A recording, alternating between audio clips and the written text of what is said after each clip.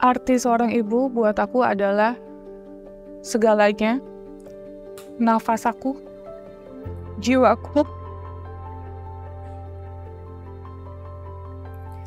Nggak bisa diungkapkan seperti apa, tapi ketika kehilangan seorang ibu rasanya kayak kita kehilangan dunia kita saat ini. Jadi untuk kalian yang masih punya ibu, sayangi ibu kalian selagi masih diberikan kesempatan oleh Allah.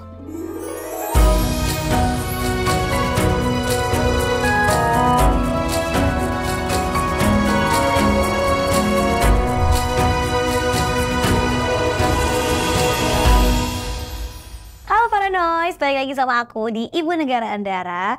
Menjadi seorang ibu tuh gak mudah, sama kayak aku sebagai ibu, anaknya 2, terus kerja juga, terus banyak kegiatan juga. Nah, apalagi wanita yang akan aku ajak ngobrol hari ini dia ini merawat banyak anak walaupun bukan anak kandungnya sendiri. Belum lagi kegiatan yang lainnya juga, kegiatan sosialnya juga luar biasa, Masya Allah banget. Hari ini aku bersama Mbak Pratiwi Novianti, mantan pramugari yang menjadi sekarang tuh banyak rawat anak-anak dan juga ODGJ. Dan gak cuma sendiri, aku hari ini sama Salah Bu. ya Allah. Udah kenalan belum? Udah kenalan. Sudah Bu. Belum, saya belum lihat. Udah tadi Biar di sini. Oh iya benar. Nah, ini aku sih udah beberapa kali ya kita ngobrol-ngobrol ya. Cuman kayaknya aku juga belum sempet nanya banget. Dulu jadi pramugari, berapa lama gitu jadi pramugari? Jadi pramugari 2012 sampai 2020, 8 tahun total. 8 tahun jadi pramugari. Aku tuh penasaran banget ya sama pramugari. Aku tuh kayaknya jarang ngobrol sama pramugari beneran gitu. Karena aku tuh kan salah satu orang yang suka takut naik pesawat. Rasanya gimana sih? Setiap hari harus naik pesawat. Tapi ya jujur yang dari awal kita takut banget kan. Emang lu takut juga? Takut dong, kan manusiawi. Kita kan nggak cuma jadi penumpang duduk, tapi kita aktivitas kerja ngapa-ngapain. Iya. Terus kalau misalnya ada cuaca lagi buruk, goyang banget, nah kita kan harus menenangkan penumpang. Kan kadang kita aja sebenarnya takut, tapi kita harus menenangkan orang lain. Tapi lama-lama terbiasa sih. Bener karena aku tuh ya, aku kan orangnya tuh modelnya penakut, kamu tau kan lah. Terus aku tuh selalu kalau misalnya setiap udah ada goncangan turbulence gitu, aku pasti ngelihat muka pramugarinya. Kira-kira dia panik nggak ya? Tapi kita disuruh acting loh itu. Oh masa? Jadi jadi serius. Jadi apapun yang terjadi nggak boleh kelihatan takut. Betul. Gitu. Oh gitu. Bener. Jadi kayak misalnya ada kita kayak agak terbang gitu, kayak misalnya lagi menurunkan ketinggian kan suka kayak naik gitu. Gitu ya. Terus kita tetap harus new gitu, jadi nggak boleh pakai acting. Iya, nggak boleh panik. Aku tuh suka ngukur ini kayak pramugari. Kalau nggak panik berarti kayaknya panik gitu ya kan. Gitu. Tapi kan turbulensi memang hal yang wajar ya. Bukan berarti pesawatnya kenapa-kenapa ya. Biasanya apa sih, angin? Kok jadi wawancara pesawat? Tapi penasaran. Tapi cuaca buruk sih paling faktor utama.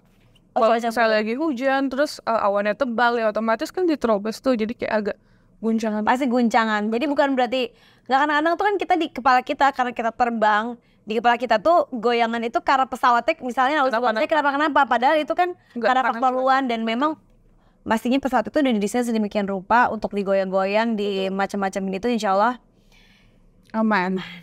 Itu memang benar, ternyata kan pesawat itu memang ternyata menurut statistik, pesawat itu adalah kendaraan yang paling aman di dunia. Iya, betul. Iya, itu benar kan? Iya. Oke, gimana akhirnya jadi, kenapa lah kamu nanya apa? Mau nanya Bu sama Kanopi, penasaran banget karena kan ngeliat konten-kontennya gitu kan. Terus tentang kegiatan sosialnya, mau nanya si Kanopi ini yang memotivasi. Sebentar. Bukan Nopi. Novi. Maaf ya kayak lidahnya agak susah. Maaf ya.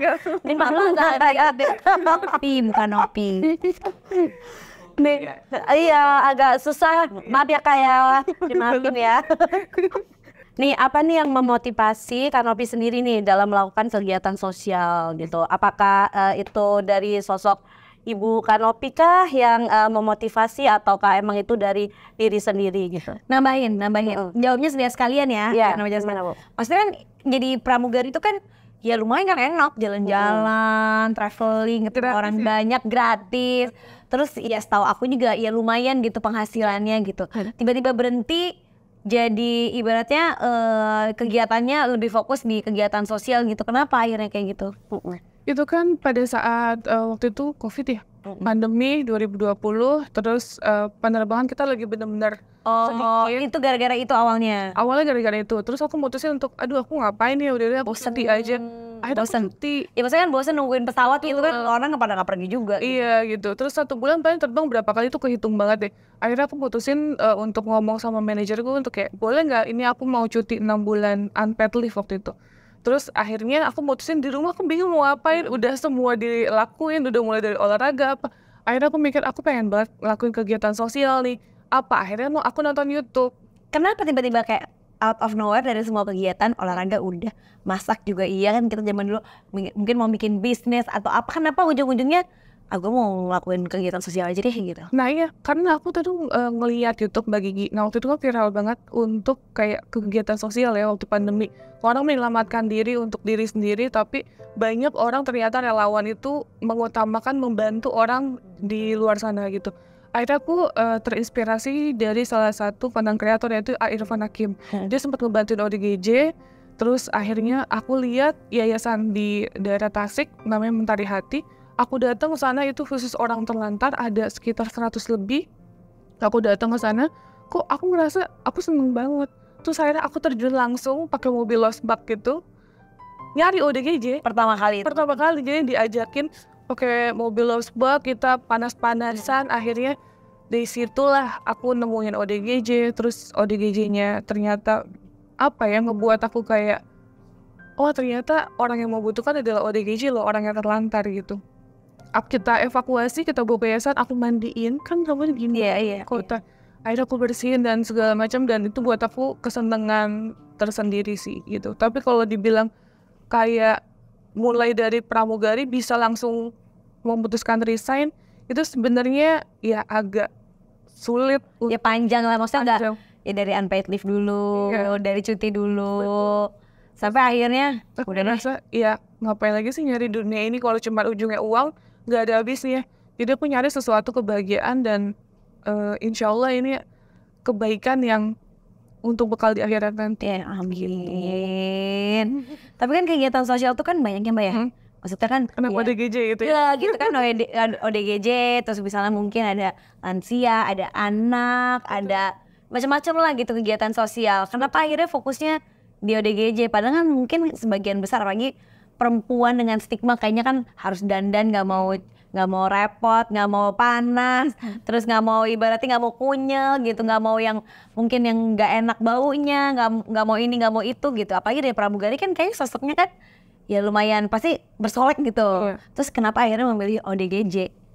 Iya, karena buat aku ODGJ orang yang paling butuh bantuan. Kenapa? Karena untuk makan aja mereka lupa, untuk mandi, tempat tinggal. Emang benar-benar orangnya harus didampingin sebenarnya. Iya, karena ya banyak ODGJ yang di jalan, terkadang kita nggak pernah merhatikan mereka. Padahal mereka yang benar-benar butuh bantuan kita pertama kali. Menghubungi dinas sosial, menitipkan di yayasan gitu.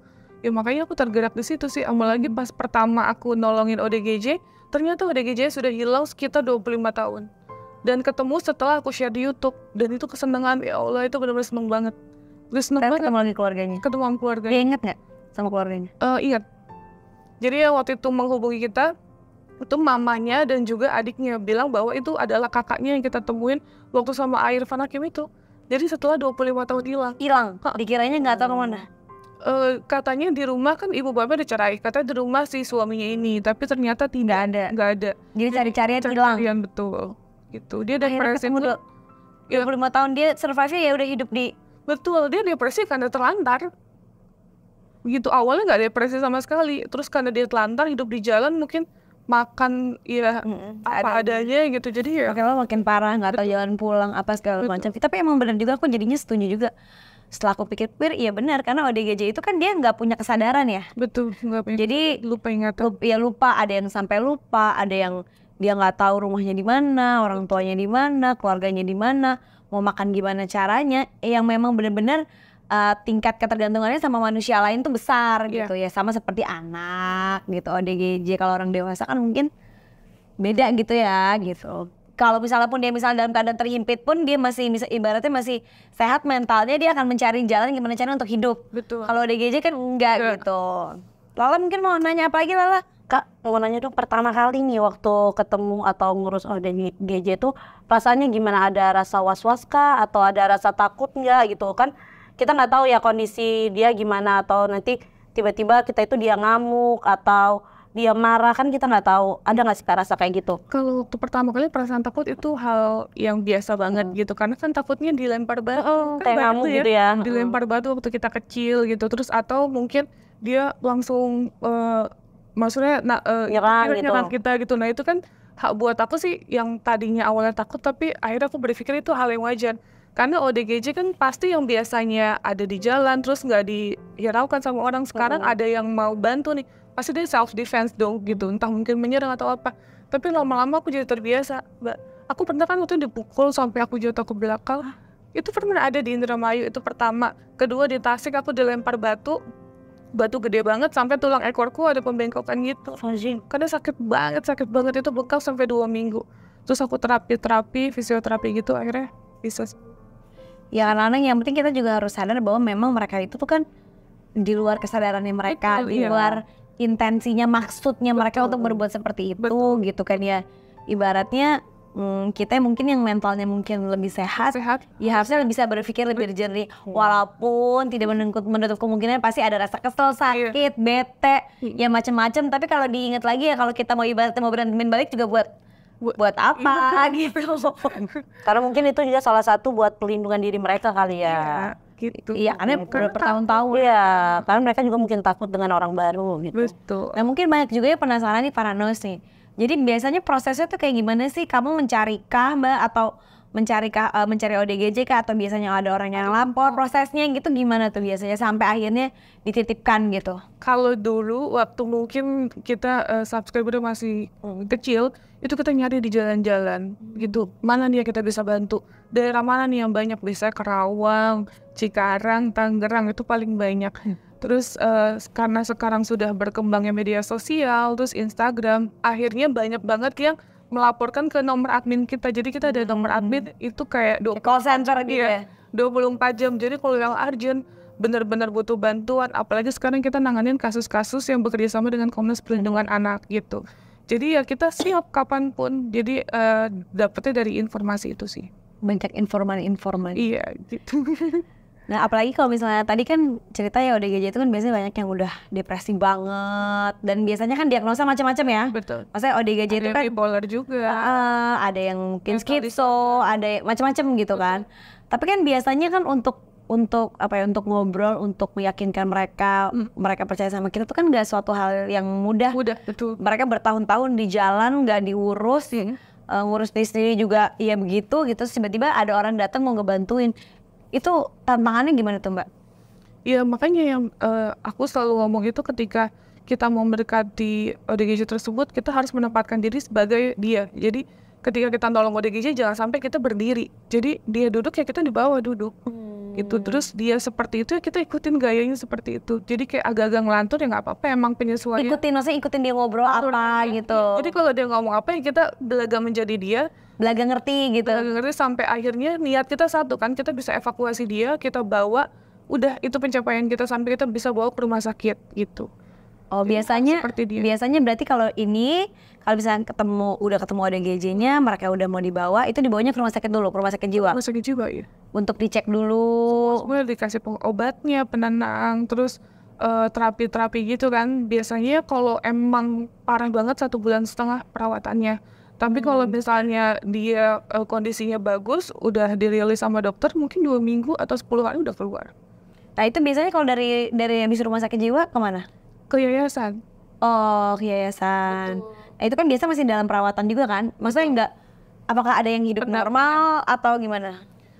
Biasa kan harus minum obat terus ya? Seumur hidup. Iya kan, seumur hidup sampai dokter menyatakan bahwa dia pulih total gitu. Ada yang saya pulih total? Ada 2 orang. Daerah Tangerang yang atas nama Dewi, yang dia ngasih susu panas ke anaknya, itu parah banget. Terus kita evakuasi, itu pertama. Kedua yang di Riau, Pak Apin. Sampai dokter menyatakan dia pulih total gitu. Jadi hidup normal aja, cuman mungkin Hidup normal. tetap ada pengawasan ya pastinya ya. Sampai detik ini masih sehat. Jadi Sehat. aku kan suka komunikasi sama adiknya. Gimana kabarnya Pak Apin, semua ODGJ aku follow up. Karena takutnya ada kenapa-napa, ya aku harus tahu gitu. Ya karena biasanya ODGJ itu kan dia nggak tahu bahaya ya, jadi dia bisa membahayakan orang di sekitar juga takutnya kan. Betul. Nah, itu sekedar informasi bagi Gigi. Yang di Riau itu Pak Apin, aku naik mobil. Kesana nyarinya. Karena kan aku mikirnya dia orang terlantar. Dan dia nggak bisa naik pesawat, nggak ada identitas diri. Jadi Jadi bawanya pakai mobil. pakai mobil. Terus aku dari Jakarta, Lampung ke Palembang Jambi, baru ke Riau. Jauh banget ya. 3 hari 3 malam aku tidur di mobil. Tidur di mobil. Iya. Pasti ada kesenangan dan kesenangan sendiri ya. Betul. Kayak adventure gitu ya. Iya, tapi senang aja kayak aku sambil jalan itu ketemu orang aku bantu, terus ketemu orang lagi aku bantu gitu. Jadi senang aja. Iya pasti ada kesenangan sendiri. Itu dia biasanya kalau kita udah senang sama sesuatu ibaratnya ya kayak kita suka olahraga atau suka apa gitu, pasti kan ini dan ditambah lagi ini plus bonusnya ini bantuin orang gitu ya. Jadi insya Allah pasti banyak manfaatnya. Kak, ODGJ-nya tuh kan kata-katanya kan diurus di rumah. Iya, betul. Beneran itu? Iya di Oh rumah. beneran. Itu ada kekhawatiran nggak sih Kak kalau misalkan di rumah kan banyak orang gitu. Mungkin kalau Kakak sendiri kan bisa lah udah bisa ngikutin, tapi kan buat orang-orang di rumah kan nggak semuanya bisa gitu. Kalau misalnya ada kekhawatiran nggak kalau dia ngamuk atau dia marah atau dia nyerang orang-orang di rumah gitu. Apalagi kan mungkin kan kalau ceritanya kan Bravi juga di rumah kan ada anak-anak juga kan. Tapi terpisah. Oh Oh terpisah. Terpisah kan aku ada dua tempat. Jadi yang satu emang khusus ODGJ, yang satu untuk anak-anak gitu. Nah, emang sering kalau misalnya ada ODGJ yang ngamuk kan dia naik turun kan Iya. emosinya. Kadang tiba-tiba kita lagi Ada ketawa-tawa, fase-fasenya ya. ada fasenya. Terus tiba-tiba dia marah, aku bingung loh, ini kenapa? Nah, kalau kayak gitu-gitu kita biasa langsung kita kasih obat. Iya. Oh. Itu harus rutin, nggak boleh telat makan siang, harus langsung minum.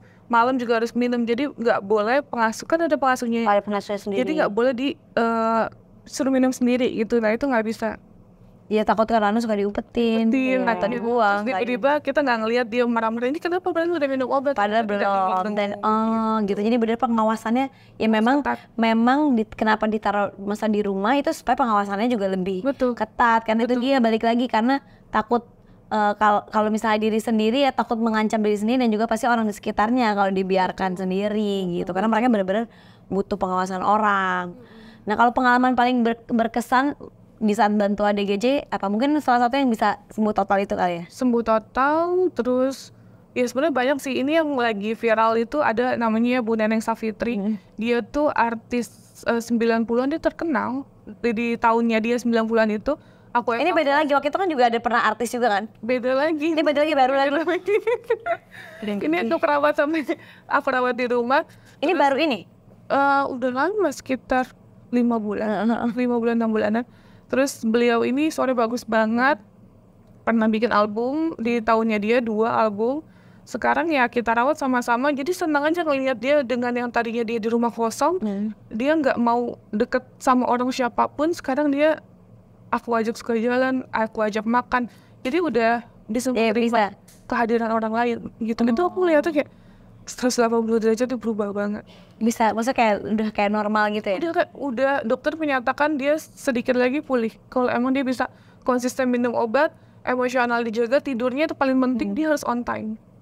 Nah kalau bisa pulih itu berarti tetap harus minum obat atau enggak sih? Kalau pulih enggak dong, kan dokter menyatakan dia pulih total enggak, udah nggak usah. Jadi nggak usah maintain aja, misalnya dilihat aja ya gitu ya kan nggak tahu kadang-kadang ada relapse, ada apa kayak gitu-gitu ya. Cuman kalau misalnya memang sudah dinyatakan gitu ya benar-benar itu suatu apa ya? Keajaiban.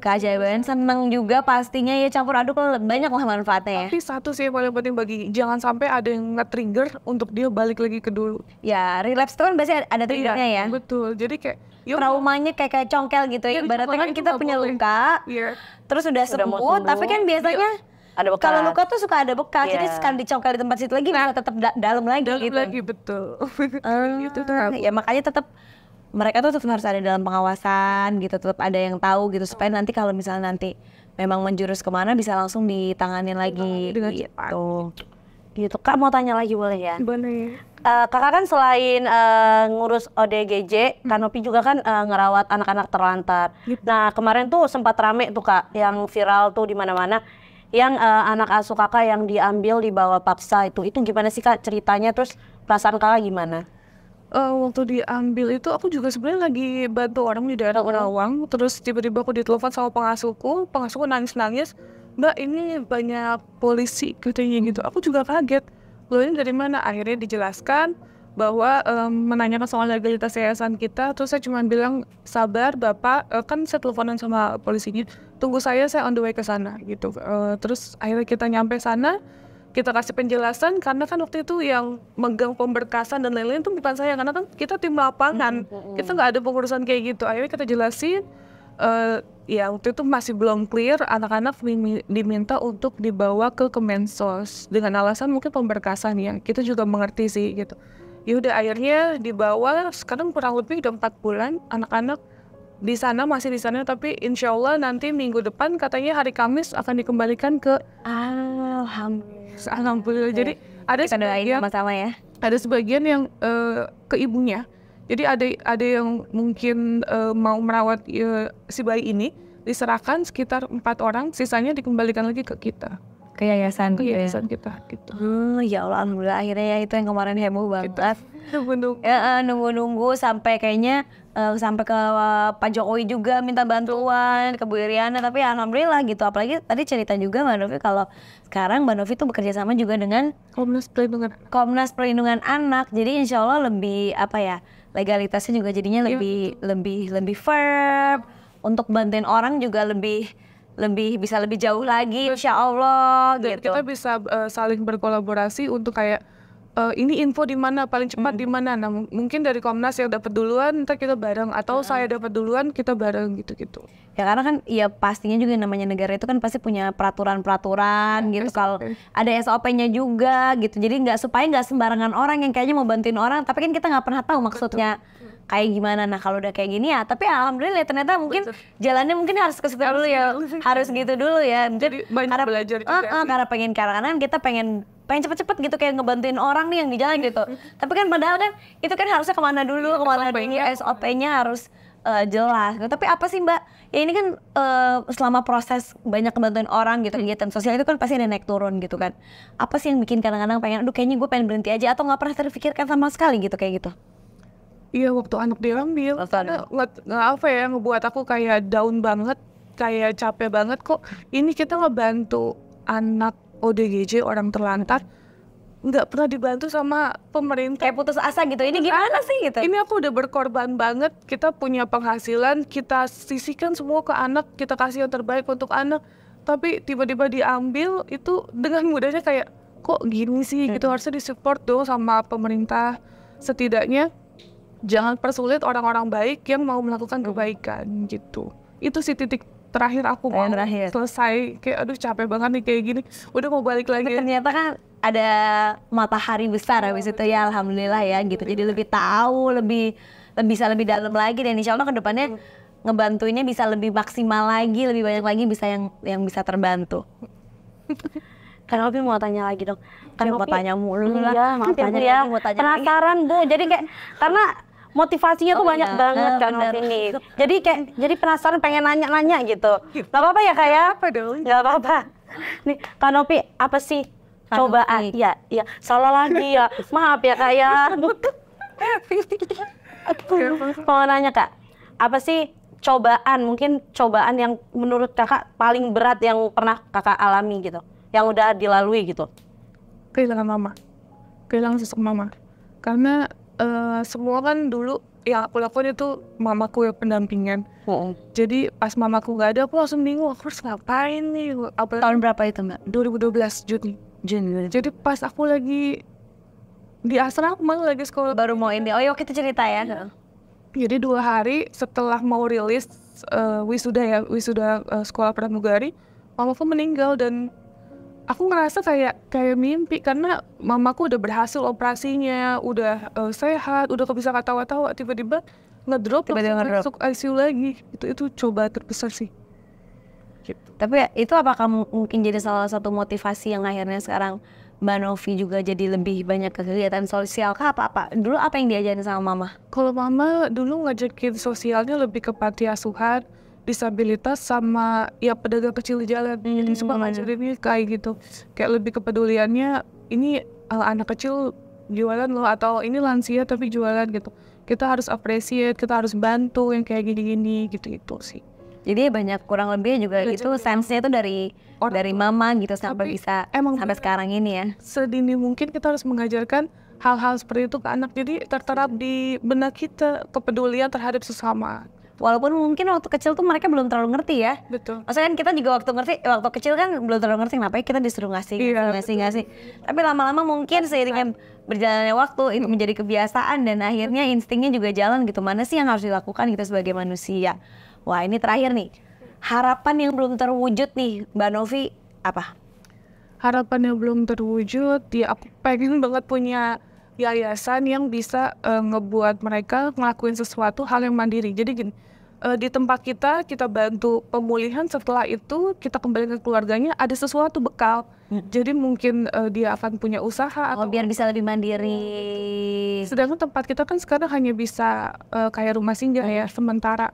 Jadi kalau emang mereka pulih kita balikan, mereka pulih kita balikan, karena kan rumah kita nggak besar. Karena belum ada pembekalan ya. Pengennya nanti kedepannya biar kalau ini orang-orang ini bisa jadi lebih manfaat lebih banyak lagi, manfaatnya jadinya lebih banyak lagi. Itu kan untuk orang banyak gitu, jadi gak cuman 10 orang, 20 orang, kalau bisa lebih banyak kan itu lebih baik. Amin. Wah, luar biasa banget ini, bener-bener Mbak Novi menginspirasi banget aku dan pastinya para Noise. Semoga cita-citanya semuanya tercapai ya Mbak. Terus cepat ketemu kumpul lagi sama anak-anak. Aku udah gak sabar banget. Udah gak sabar banget ya, bismillah ya. Tapi sempet nangis kemarin, aku kehilangan 4 bulan perkembangan mereka udah gede-gede banget. Tapi udah ketemu lagi ya, alhamdulillah. Terus sempet kayak ya Allah nak, kayak 4 bulan ada yang udah bisa jalan, terus ada yang dari bayi, terus mereka udah bisa ngerangkak. Yo, bener-bener kehilangan momen ya. Tapi insya Allah nanti kan terbayarkan ya. Amin. Gitu. Semoga juga ya jalannya semuanya dimudahkan, dilancarkan, lebih banyak lagi membawa berkah dan juga kebahagiaan buat orang banyak insya Allah Mbak Novi. Ini pastinya teman-teman para Noise semuanya ini pasti berpikir kira-kira kita tuh bisa ngapain lagi ya gitu, apa yang bisa kita lakukan supaya bisa jadi lebih baik lagi, gak hanya untuk diri sendiri tapi buat orang lebih banyak lagi. Nah, mengasihi sama manusia tanpa memandang mereka dari kalangan mana, bahkan bukan anak kandung atau saudara sendiri, dari orang yang punya hati yang Masya Allah mulia, Mbak Pratiwi Novianti. Yuk dengerin terus Ibu Negara Andara buat tahu kisah-kisah inspiratif lainnya eksklusif cuma di Noise. Jangan lupa subscribe, comment, like, dan juga share ini ke teman-teman kamu ya. See you para Noise.